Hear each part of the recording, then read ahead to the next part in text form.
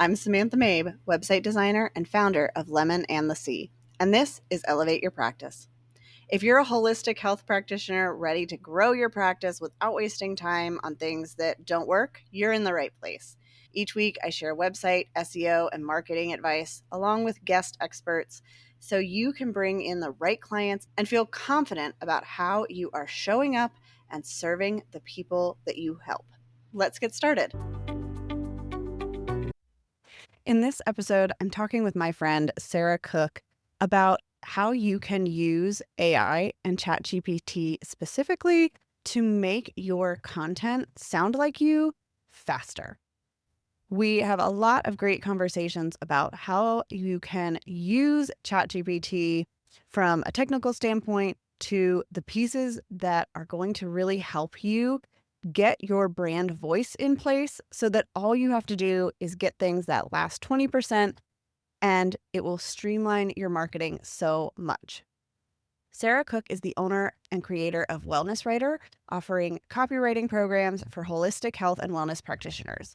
She's a StoryBrand certified copywriter and a former naturopathic doctor with over a decade of writing experience in the wellness space. 2025 is the year Sarah has fully embraced AI in all her offerings. Through her programs and resources, she supports practitioners who are ready to be the voice of their brand and leverage AI to call in the most aligned clients to their practices. Hi, Sarah. Thanks for coming back and talking to me again. Hey, Samantha. I'm so happy to be here. Can you expand a little bit on your bio and tell us who you work with and kind of what your business journey has looked like? Oh, my business journey. Well, I will say I made a huge shift and pivot just heading into 2025 at the point when really AI became completely unignorable in the copywriting and content creation realm. And at that point, I was a copywriter and doing copywriting VIP days. And so you and I knew each other well working with clients. I would write their websites or their sales pages and you design them. And really what happened towards the end of 2024, I've had some really aha moments essentially. Even on one VIP day, I had been working with a naturopathic doctor, wrote her sales page. At the end of the day, I had 45 minutes left. And I was like, okay, I'm going to put her sales page into ChatGPT. I'm going to give it a few ideas of how I would want some social media posts to help her with this launch.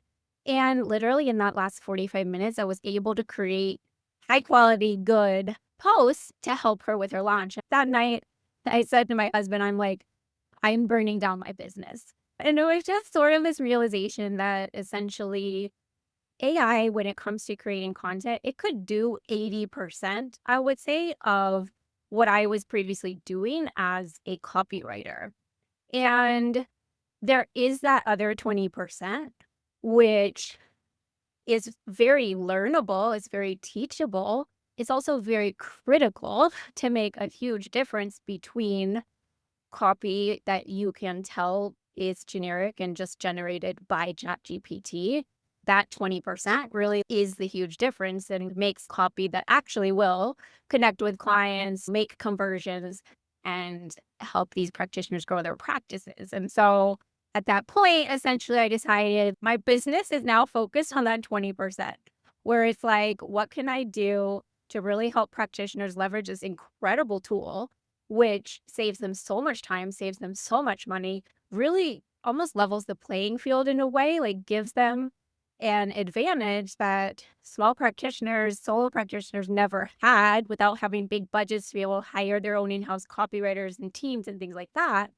It's actually a huge advantage, but how can I help them bridge that 20% so that they're not embarrassing themselves with generic chat copy and actually creating content that does call in their right and aligned clients to their programs and their practices. So that's when I made that big shift really just earlier this year.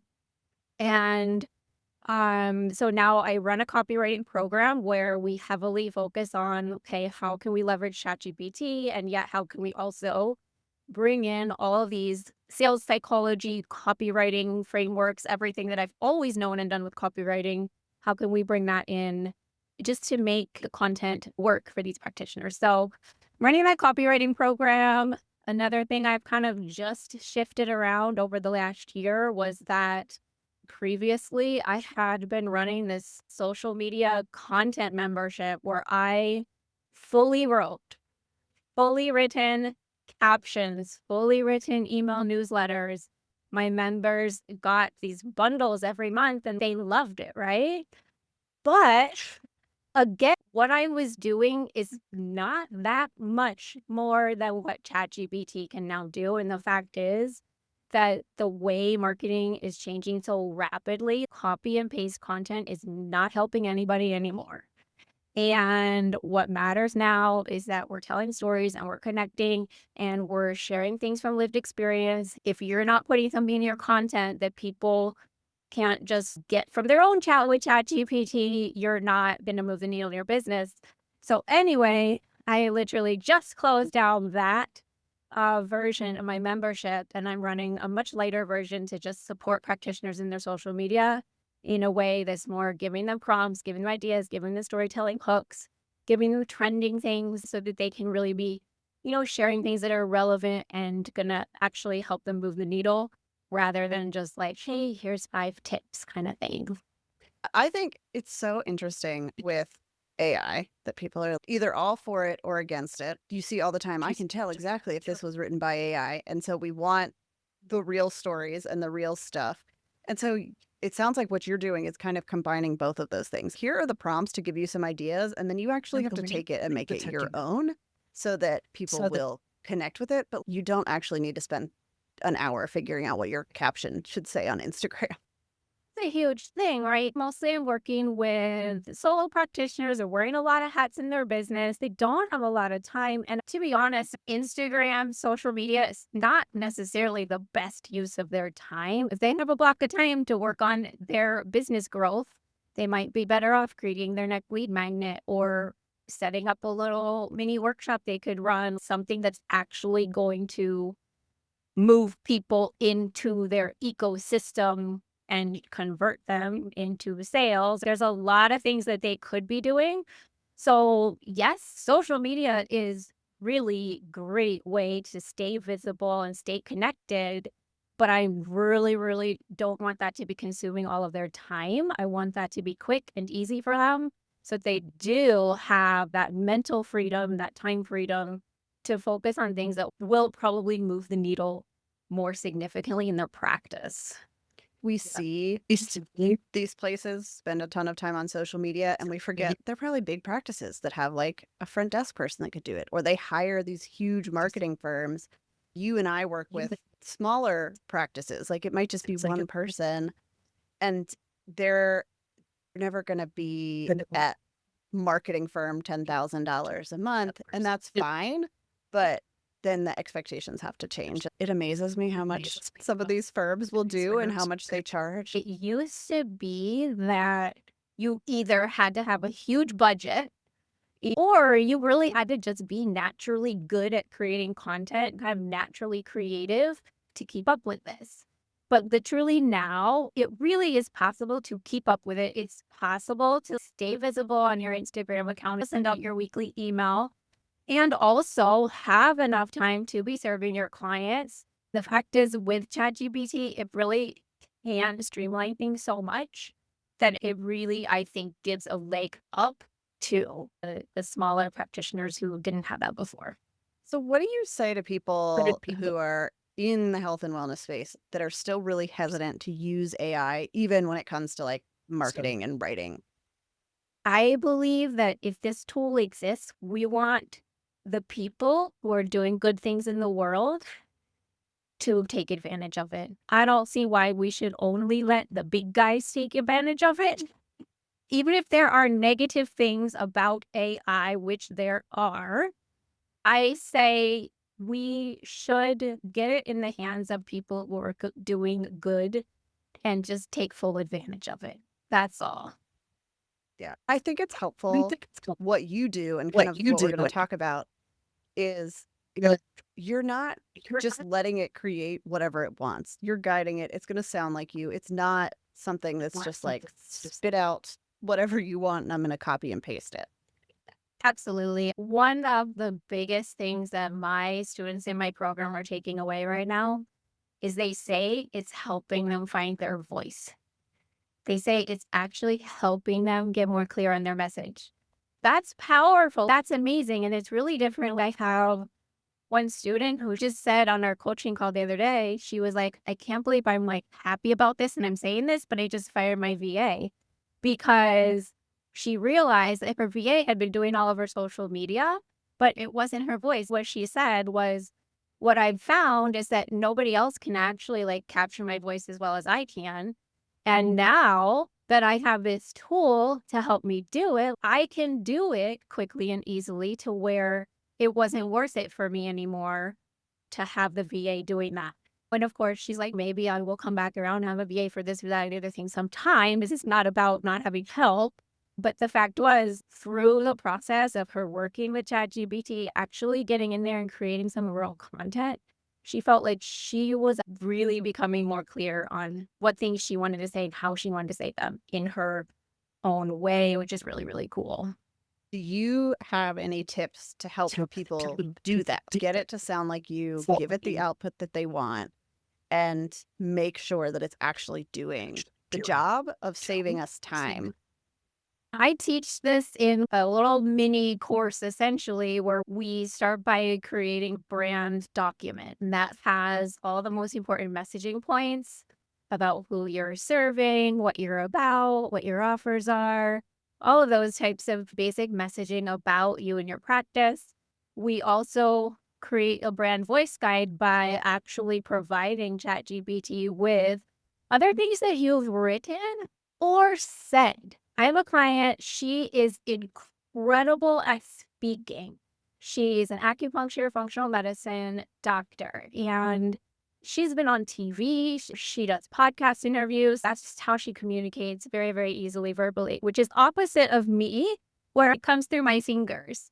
But what we did for her, she took transcripts from podcast interviews and uploaded those into ChatGPT and then used that as the basis of, hey, analyze this for my voice. We create a voice document based on previously created content or previously recorded videos, podcasts, etc.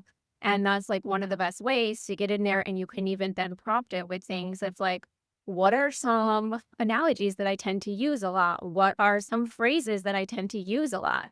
Are there certain phrases that are kind of like common in the wellness space that I don't say? And you actually have the tool analyze your brand voice for you. And then you have that document that you load into your account so that it's always available. And we use projects for that. You know, the tech of it always changes inside ChatGPT accounts. But at this moment in time, projects are perfect for kind of setting up a project as your brand copywriter. So we upload your brand document, we can upload website copy, we can upload sales pages, and then all of that works as kind of like this background information so that chat can kind of act like that second brain for your business.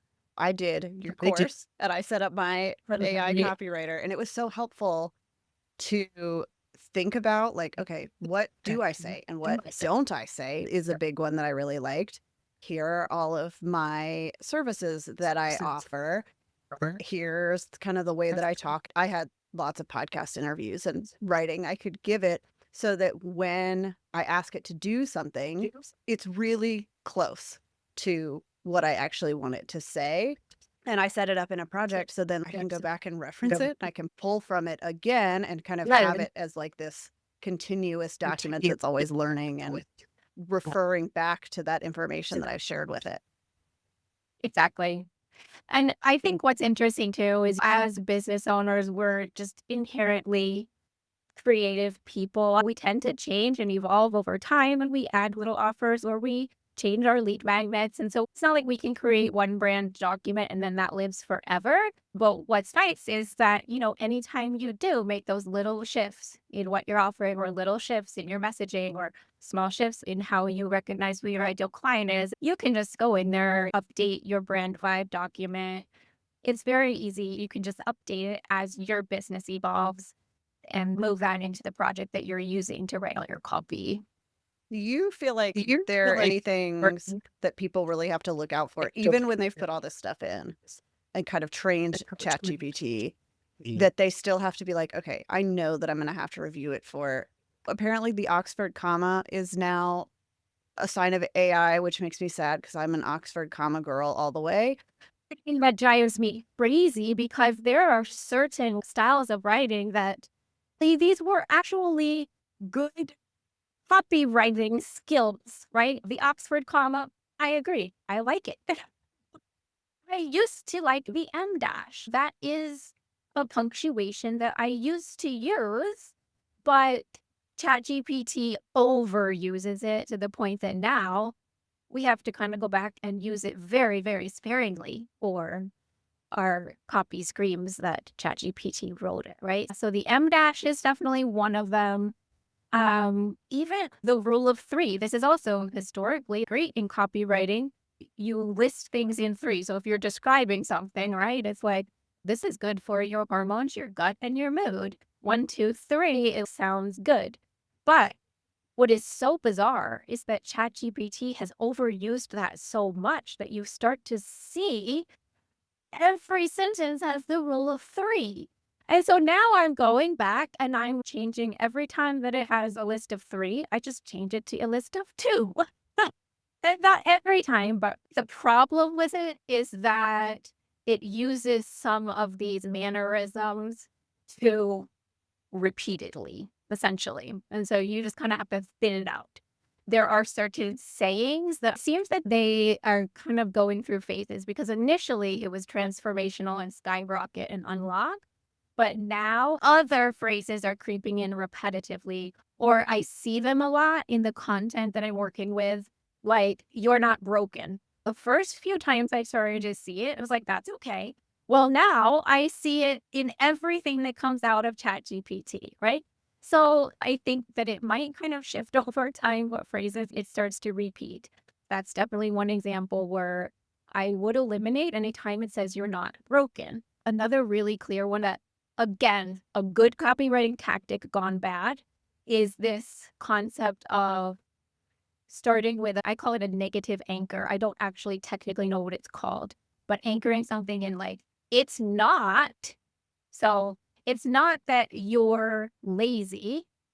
It's that you don't have a plan. That's very chat GPT, which again, that used to be a great way to anchor it in something that's negative, and it's fine to do it here and there. You just don't want to do it every other sentence. It's really just like thinning out those repetitive types of things. Yeah. And I would stay away from threads telling you this is the top sign it's AI, which they like to do. But if you just actually read what ChatGPT puts out, you're going to notice, like, okay, you said this a million times. Maybe I need to edit that. And I think that's a key that a lot of people miss. You actually do have to read it, and you might have to make some changes. You can't just copy and paste and put it on Instagram or on your website, especially now as the other machines are getting smarter. They're looking for content that humans wrote. And so we're kind of co-writing. 100%.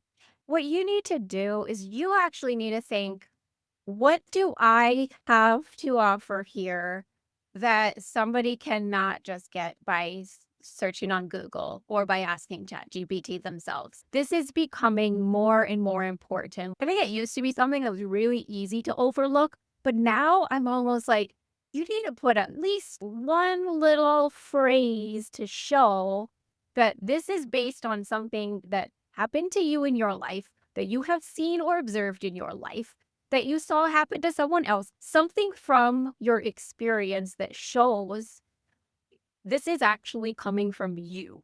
This client came and asked me to look at her flyer she had printed out for the perimenopause workshop, and the title was Perimenopause 101 Education and Empowerment.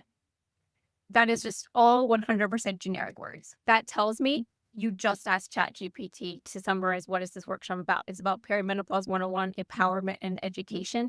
Those words mean nothing to anybody. And so what we have to do is we have to actually think about what are the words that my real clients would be saying. They're probably saying, could it be perimenopause. Am I in perimenopause? They're 40 years old and I'm thinking they should be having hormone changes yet. And so we have to reword it. So instead of calling that workshop Perimenopause 101, we're going to call it Could It Be Perimenopause? Because we have to actually just think about how do people actually speak in real life? What are they actually thinking in real life? And just bring it back to that. I really like that tip. I find that ChatGPT is also really bad at SEO research. You can tell it to find keywords and it will pull stuff out, but people aren't searching for those keywords. So you do have to kind of double check in that. And then if you tell it, okay, here are the keywords, and to put it in the copy, it does like to sprinkle them in a little bit too much. There are kind of those two aspects. What I teach is one aspect is getting that setup of your account. You're always training it. You're keeping its memory focused on your business. So that's one piece of it is more like the logistical aspect of using the tool. The other piece of it is what can we do to bridge that last 20% to make it actually really high converting content to call in my clients. That's where we bring in our stories, our examples from our life. That's where we remove all the em dashes. That's where we look at the wording and is that how my clients word it, or is that just how ChatGPT describes it? The overall copyright with AI thing is optimizing those two pieces, the logistical use of it and then the really humanizing part. Yeah. So I know OpenAI, which is who does ChatGPT, is always making changes. Are there any that you've noticed recently that people need to pay attention to in this third quarter of 2025? Project only memory is really cool. So the idea here is that inside of your ChatGPT account, all the default settings are so that pretty much anytime you have a conversation, it contributes to your account memory. You do have a place where you can look at and review what specific memories are saved in your account. You can delete ones that are irrelevant, but it is actually building a web of memories related to anything you converse with it about. And so, because of that, you do want to be a little bit careful in how you use it. I'm going in and using it primarily for my business, for creating marketing content. And if I'm going to want to use ChatGPT for something totally unrelated, like this past summer, I was planning a summer road trip for my family and all these random things completely unrelated to my business and my marketing. And so for that, I want to keep it separate essentially from my main memory. And it used to be we could only do that with temporary chats. That would be one way that it keeps it totally separate. And the other way now is that we have something called project only memory. And so I love this because you can set up a project. And at the moment that you set the project up, you can toggle a setting that says, I want this to be project only memory. That way it exists in its own little capsule. Any conversations you have in that project do not contribute to your account memory. It's like you're keeping your memory clean. And so this is perfect to use, especially if there is some sort of stuff that you like to do in your ChatGPT account that's not related to your business. Yeah, I think that's helpful because I don't need it to bring the recipes that I'm planning for the week into my copy, or how do I email somebody about this thing? Will bring them in. It will make some sort of analogy or Yeah. reference to it. And it's like, no, no, no, no, no. That is out of context. Because we work with health and wellness providers and there's some ethical and legal considerations. So what do we need to be aware of when it comes to ChatGPT and AI and those kind of pieces of privacy and facts and things that we have to think about more than just somebody who's just using it for other stuff? Privacy is huge. I was on a call with a mastermind of doctors the other day, and a lot of them are using it for chart notes.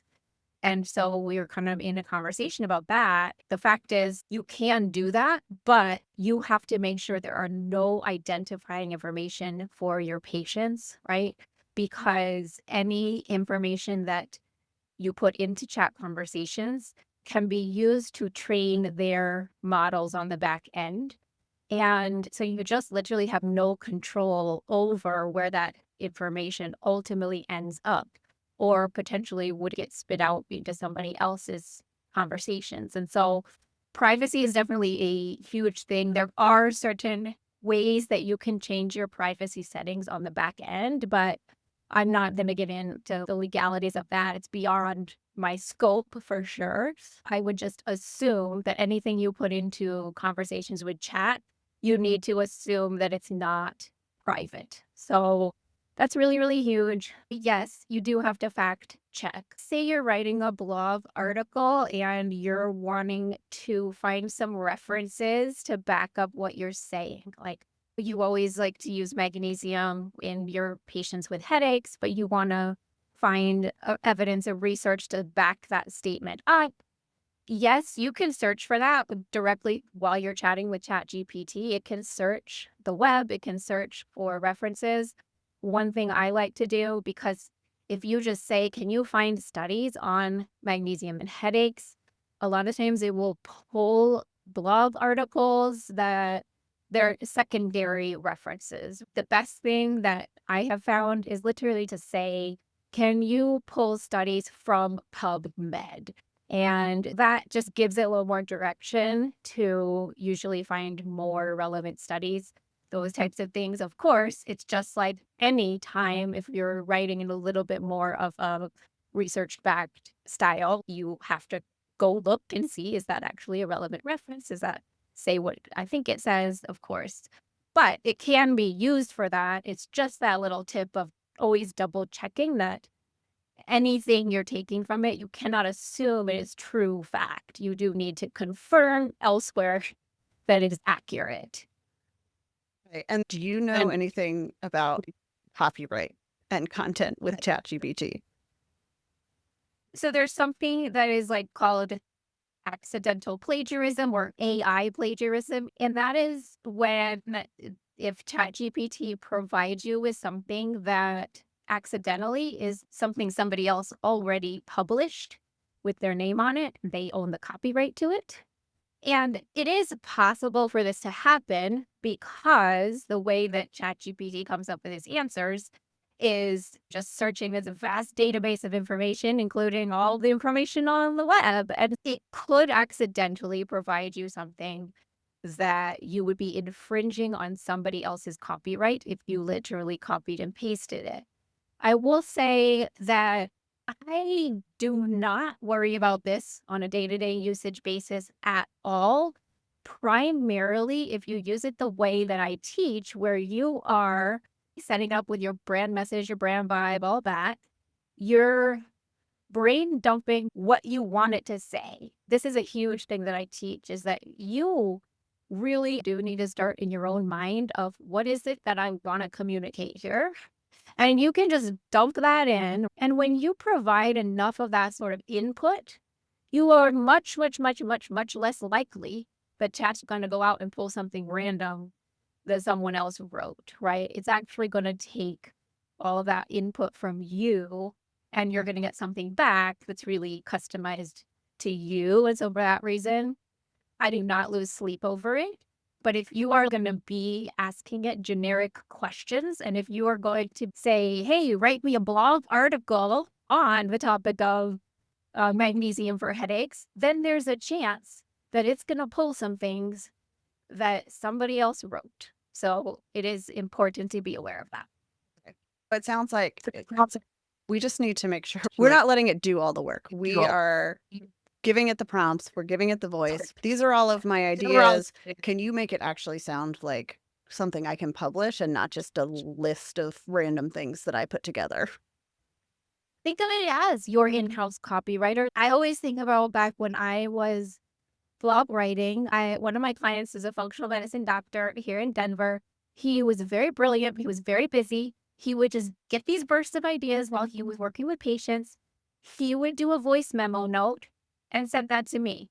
And it would be like, hey, I keep seeing these women, they're depressed, they're fatigued, their doctors want to go on antidepressants, and I run their labs and I see that they're low on iron, but it's not just low iron, it's their ferritin. And it's not really flagged because it's not technically out of the normal range, but it's low ferritin.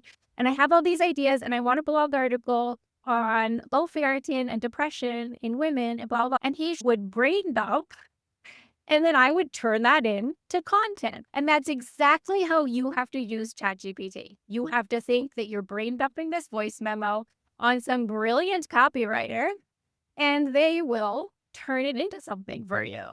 Yeah, I love thinking of it that way. All those Yeah. things that you're like, "Oh, I should write a post about that." Just put your thoughts in and let it take them and write something for you.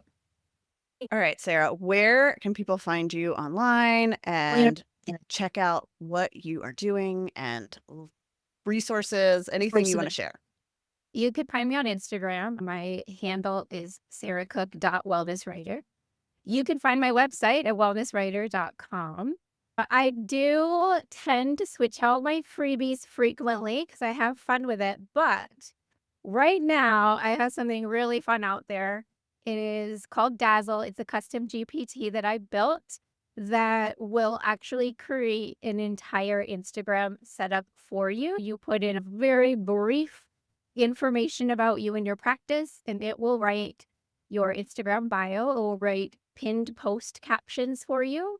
It will give you some storytelling hooks specific to your niche. It really is this really great kickstart to freshen up if you have ignored your Instagram page. And it's really important because even if you're only once a week or something posting something on Instagram, that could be the first place people meet you when they see you online. And so it's really important to have your Instagram profile looking professional and legitimate.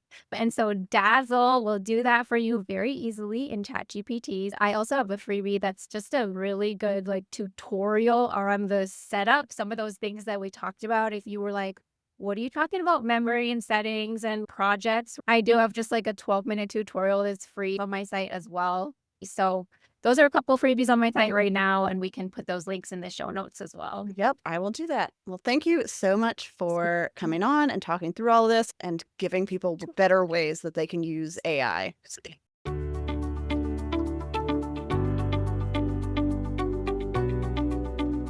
Thanks for listening to Elevate Your Practice. If you enjoyed today's episode, follow the show and leave a review. It helps more practitioners find these tips and start growing their practices with confidence. And don't forget to check out the show notes for links and resources from today's episodes. I'll be back next week with more strategies to help you build a thriving practice.